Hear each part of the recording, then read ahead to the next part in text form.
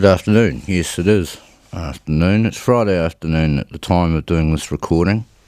This is the Road to Recovery, the Road to Freedom with Mark, and this is my 28-minute slot every Friday where I talk a bit about mental health issues, about not only what it's like to go through these problems myself, but also to talk about,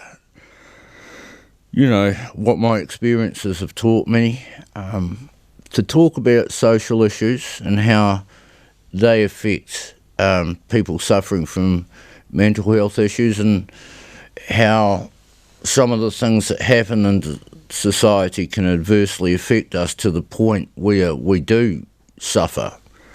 And never has that been more prevalent than during this terrible time of global pandemic.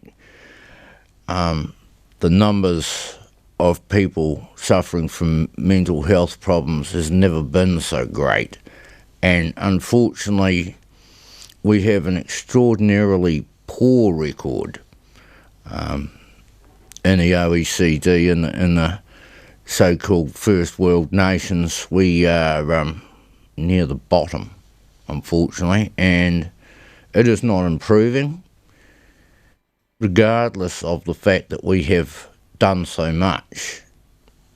But the fact of the matter is, a lick of paint over a piece of rotten wood is never going to fix it, is it? It'll look nice for a little while. We tart it up, we make this token gesture. But the fact of the matter is, unless you cut that rot out and replace it with something solid and decent, then all you're ever going to be doing is patching up the rot. And that's what we do. And that's all we do. And for all the fine words and for all the money raised, getting a teenager to talk to a psychologist to try and calm them down a little bit and allay some of the fears that they're having, it's not going to work.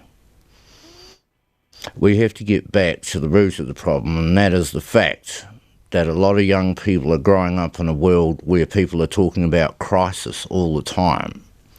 And if everyone is squealing about crises, then those kids are going to pick up on that, and it's going to adversely affect them, and that's exactly what's happened. They talk about the COVID crisis, which these poor buggers have to live through. They talk about this mental health crisis, which really doesn't get any better. And there are other contributing factors like the road toll, which is extraordinarily high, terribly, terribly high, and that is due to our lack of professionalism. We are basically all rank amateurs driving around in steel death machines, and they are. They kill a lot of people and they cripple a lot of people, and what I see out on the road angers me, frustrates me, shocks me, horrifies me. And I think, oh, no, you're dead. You're going to die. I see these people do such crazy, ridiculous, stupid things. And it happens all the time. The same was true with the COVID, with people jumping the fences and going down the road, putting an entire nation of millions of people in jeopardy for the sake of what? A chocolate bar or a packet of crisps. And you destroy an entire economy and kill dozens, hundreds, thousands. You don't care. You want to go shopping. The fact of the matter is that none of us know how to behave ourselves as a society. We don't. You put us all together and everyone starts misbehaving. As soon as they think that they're out of sight and out of mind, they do those dirty deeds. That is the nature of society, unfortunately. Sure, there are good people, but those good people are always in the minority, and then there's the rest. And that's what we are. We have to face that. We have to face those facts, those truths, those realities. The realisation that society will never do as it's told unless it's forced to.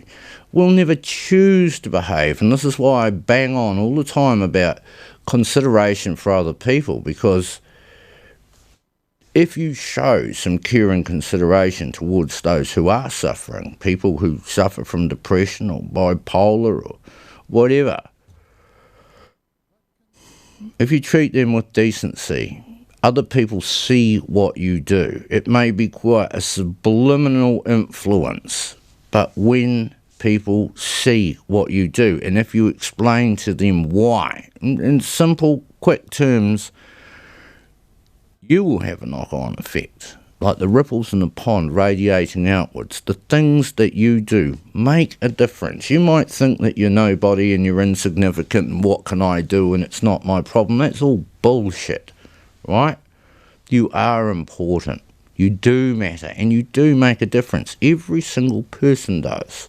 And you'll be amazed how much you can affect people, how many hundreds and even thousands of people you can affect by doing a few good things. And we only ever remember the extremes, the extremely rotten things that people do, but also the extremely good ones. And, you know, really, a society is all about civilization, and civilization is about rights and respect of everybody, regardless of where they are in their social standing. And that's how we should judge ourselves, by our nation's happiness, not our financial wealth. When they stick you in the ground, all that money that you accumulated counts for nothing. How you are remembered, or if at all, you'll probably be forgotten in a week. I'll never speak your name again. So, be worthy of someone being remembered and say, he was a good man. He did a lot of good things for a lot of people. And, you know, leave the good thoughts in young people's minds so that they can carry on your ideals. These ideals are passed from person to person. These ideas of what it is to have a good society, you know, health, happiness, the pursuit of happiness. We should all be on that path. And if we're not, then something's going wrong, something that we radically need to fix.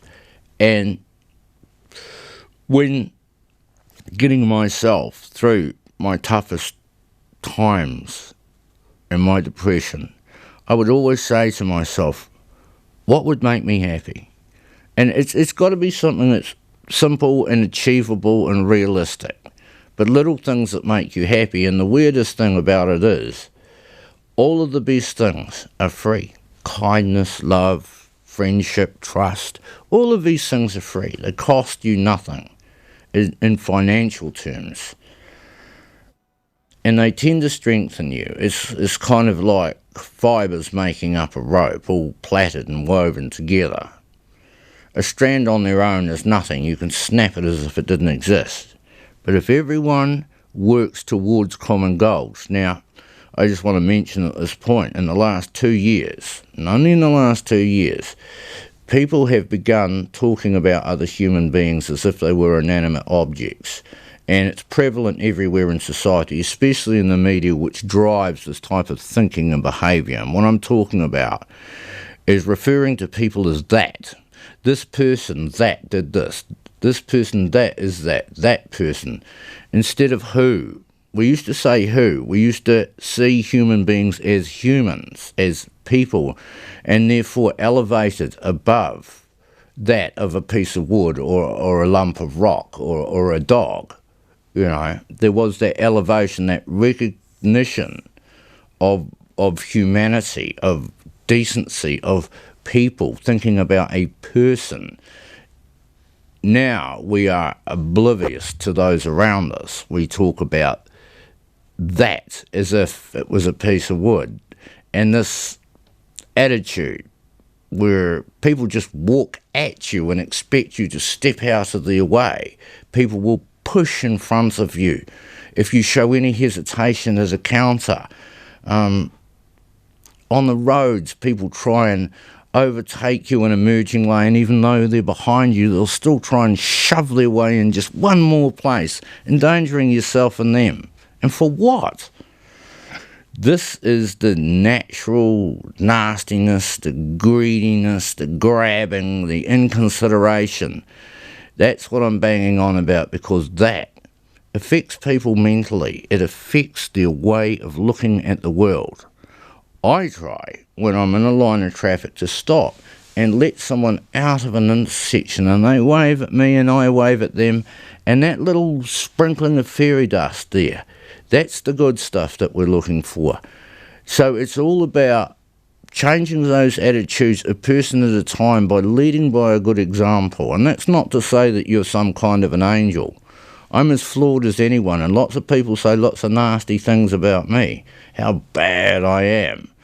But essentially, deep down, I like to think that I do my bit to try and help people understand that I may be an angry person and I may say some pretty nasty things when I'm offended, but it's because I'm offended. I am essentially a decent person. I think we all are deep down. But the nastiness is brought out in us as a result of those around us. So I try to be a force for good. This is my aim now. I'm not necessarily trying to make up for lost time. I'm just old enough to realise that, you know, being negative and taking what I can leads to a pretty lonely and unfulfilled existence, and I would like to think I leave this place with a few people that I care about thinking well of me rather than spitting on my grave. So I guess that's all it's really about, is to try and get people to realise that if they treat each other with decency, then our society becomes a much better place to live in. Those are my thoughts for today. And now I've got to crack on with my story. It's not just about commenting on society, and it's not just about talking about mental health. It's also reading my stories of my travels around the world, because although I have suffered from debilitating mental illnesses my entire life, that doesn't make me useless. Quite the opposite. I had a wild life. I sacrificed social standing and money, assets, gave that all away to have a wild old time for 7.5 years, travelling around the world and meeting people and broadening my mind and finding what was really out there. And I spent a while out in Africa, and this is one of the stories from those times. And I guess I read these stories to show that you can achieve things regardless of your situation.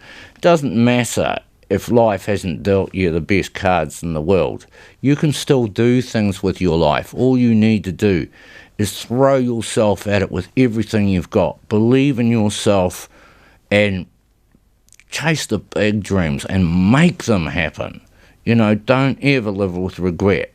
I certainly don't. I had a wonderful, wonderful time, and fortunately a couple of my mates are still alive, and you know, recounting these tales is wonderful fun for me, and every now and then I'll see a photo. I saw one the other day up at Seedies where I had my arm around this cheetah, and you look at it, and that young fella there, he might not have been as smart as what he is now, but yeah, I did have a wild old time. It was great fun.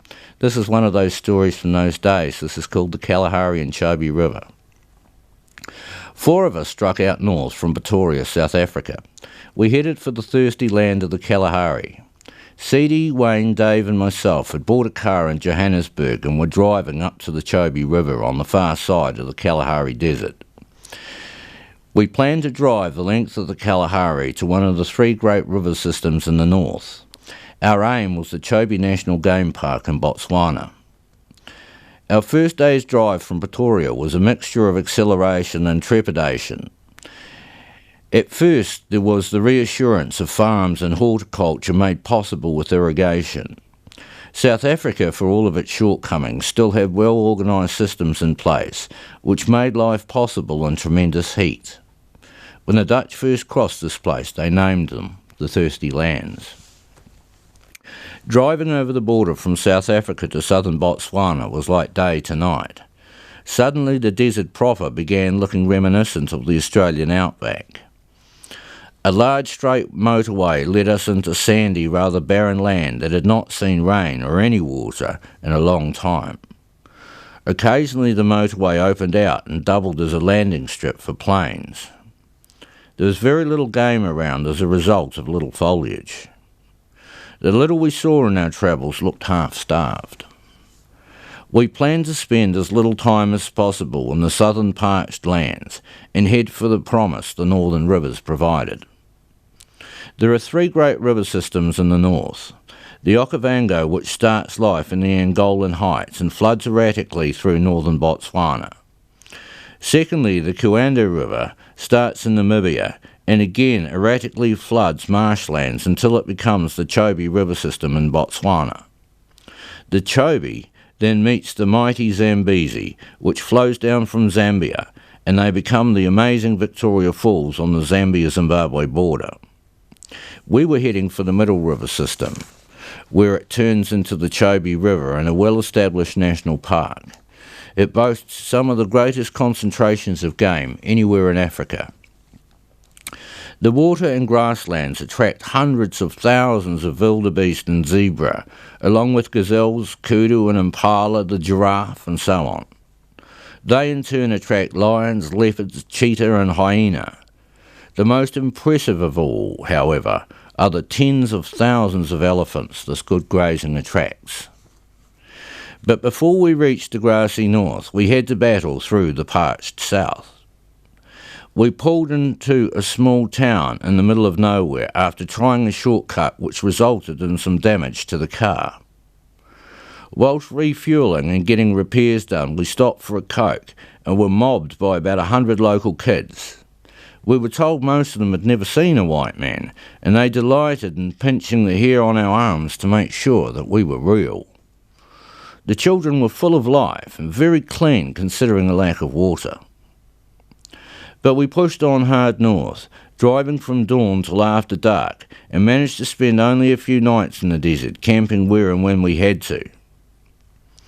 After stopping in another nowhere town, Seedy decided to rattle off a few photographs. Unfortunately, he accidentally photographed mud huts surrounded by razor wire with a sign saying military installation on it. Before long, a jeep turned up on the scene, and at first the boys in the back holding AK-47s were all smiles for the cameras. Suddenly, however, their sergeant took exception to what we were doing and angrily demanded to see our film. Smiles suddenly turned into frowns, and all of a sudden we were facing 4 loaded AK-47s. At first, Seedy tried to argue with the sergeant, but as things escalated, changed his mind and handed over the camera. The ignorant sergeant then exposed the film to sunlight, then rolled it up and took our details, promising to return it once checked. At least this diffused the scary situation, and the privates shouldered their weapons. Life is cheap in Africa, and I truly feared for our lives for a few minutes. We couldn't get out of that town fast enough, and it was good to be back on the road up north. After a few more days of motoring through the desert, we finally started to see some green trees and increased amount of scrub and life. Then one day I came round a corner and all of a sudden 3 elephants were wandering across the motorway, blocking our way. As these massive animals ambled along, this was our first introduction to the Chobe area and stunned us all to see these great creatures wandering free in the open. Before long we reached the game park proper and were surprised to see how little infrastructure there was to the place. There were a few safari-style places set up, but other than that, no real camps as such. We simply paid to enter and were free to set up camp anywhere we could. Upon entering the game park, we were blown away by the incredible amounts of life everywhere. Hundreds of species of birds, zebra and wildebeest in their countless thousands. Antelope like gazelles, the huge impala and the impressive kudu with its corkscrew horns, all of them in massive numbers. Many other game like giraffes and hippos were also common along the river. But the most impressive of all was the vast numbers of elephants wandering freely. All of these animals in turn attracted huge numbers of predators like lions, cheetahs, leopards and hyenas. On our first day in Chobe National Game Park, we met up with some hunters who told us they were culling elephants. The numbers were too great to sustain and they were devastating the bush habitat. They were culling whole family units at a time so as to cause as little disruption as possible. We found it hard to believe that such wholesale slaughter was necessary, though their explanation was compelling. On the river itself we saw elephants to the red horizon. Nothing could have prepared us for that magnificent sight. As the sun slowly lowered red to the horizon, the elephants came down to bathe.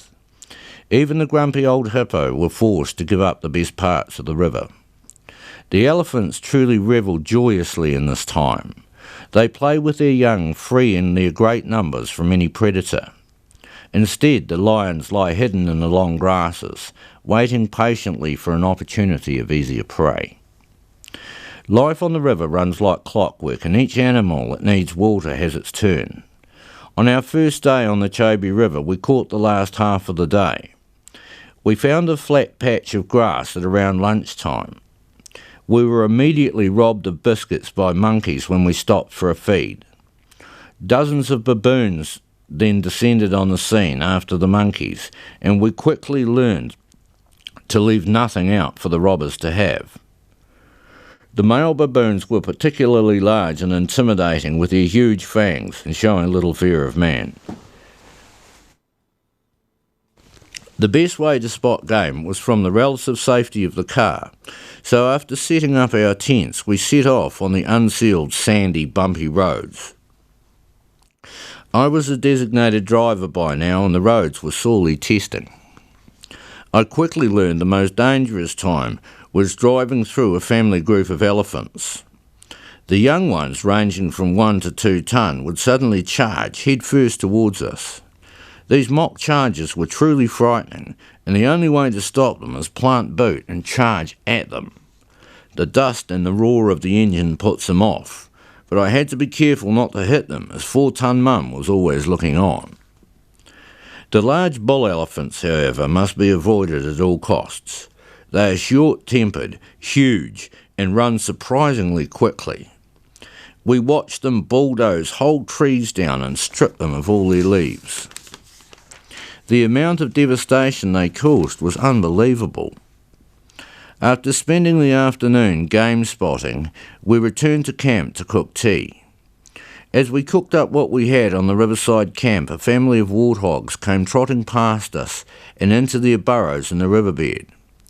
The water flowed quickly at this point, so there were no crocodiles about. All the same, I felt very vulnerable in our makeshift camp. I didn't sleep at all well, and at about 2 a.m. something came sniffing at my head. With only a millimetre of plastic between us, I was frozen with fear. The creature then moved off, and I fell into a whiskey-induced sleep. I woke at the dawn chorus of birds and general wildlife. I poked my head out of the tent to watch our warthog neighbours trot past on their way out. The 4 of us headed out after breakfast. We spent all day driving around game spotting, and before long Dave spotted a lioness in the long grass. I stopped and hopped out for a better look, but could not see her. I walked forward, but didn't see her until she blinked. By then it became suddenly obvious that she could run me down, so I slowly backed up without unlocking eye contact. It was the first and last time I made that mistake in Africa. We had a great day game spotting with loads of beautiful antelope to watch, along with any big cats that might be following. The middle of the day was too hot, however, for the cats, and the game was left to graze in freedom. Generally speaking, only the young and very old are most vulnerable, as they are culled from the herd most often. We then headed back to camp for tea and sunset. A huge number of elephants came down to the river each sunset to bathe and turn on a show. Our campsite was perfectly elevated for viewing up the river with binoculars. The sight of at least 100 animals in the lenses was something no zoo or wildlife centre could ever have prepared us for. Slowly, as I got more used to being surrounded by wildlife, the adventure became more enjoyable. We clicked into a routine of getting up at dawn and driving around game spotting each day. We soon learned the best spots near our camp, and no 2 days were ever quite the same. On one hot afternoon, we were watching a huge bull elephant bulldoze down trees. He had a particularly huge set of tusks and made for some great photographs.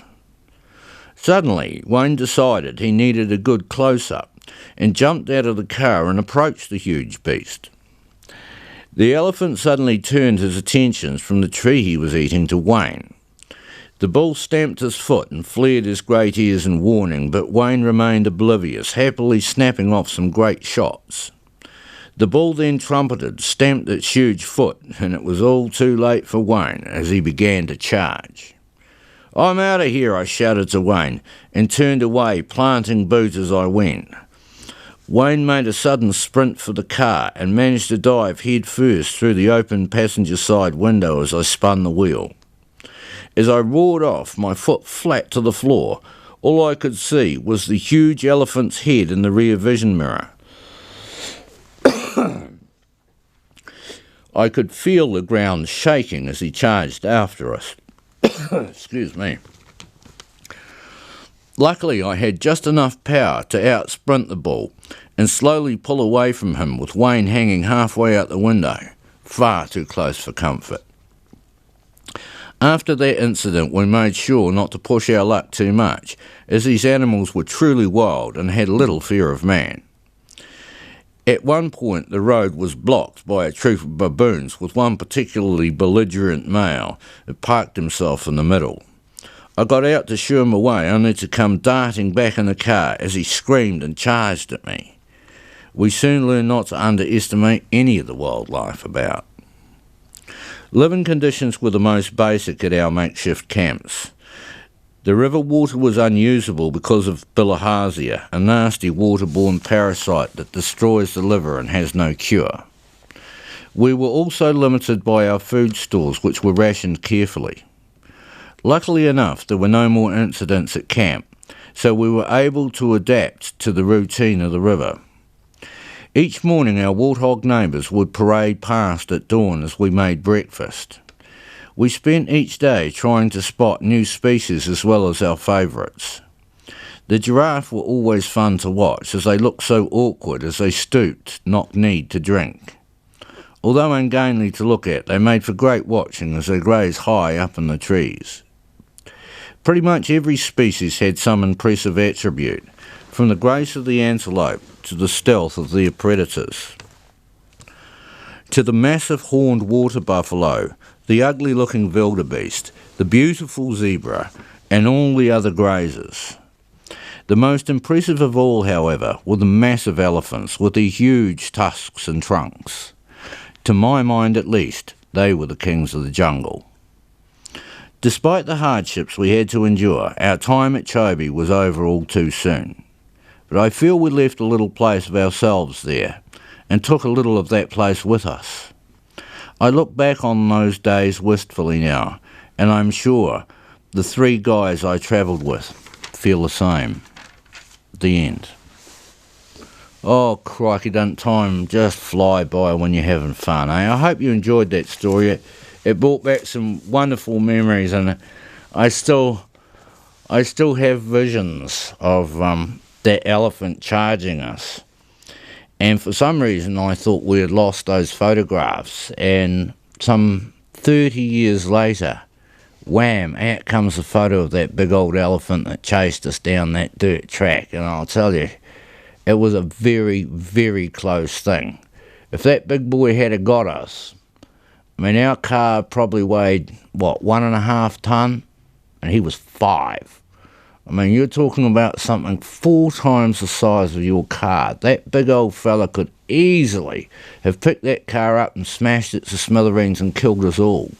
I talked to one chap who said that he had a female elephant, smaller one, that was blocking his way. So he stupidly pushed her with his Range Rover. She turned round and sat down and crushed his entire engine, and he was stranded in the middle of the jungle and had to walk back home through territory that was full of lions and cheetahs. So he learned his lesson. They are not to be messed with. They are truly wild and truly dangerous, and you don't realise that when you see them in a zoo. But once you're out there in Africa, it's another deal, I can assure you. Well, it's me for another week. Thanks for tuning in. Thank you, Michael, Veronica, the sponsors. Thank you most especially for tuning in. I hope you enjoyed, and I'll see you again next week. Bye for now.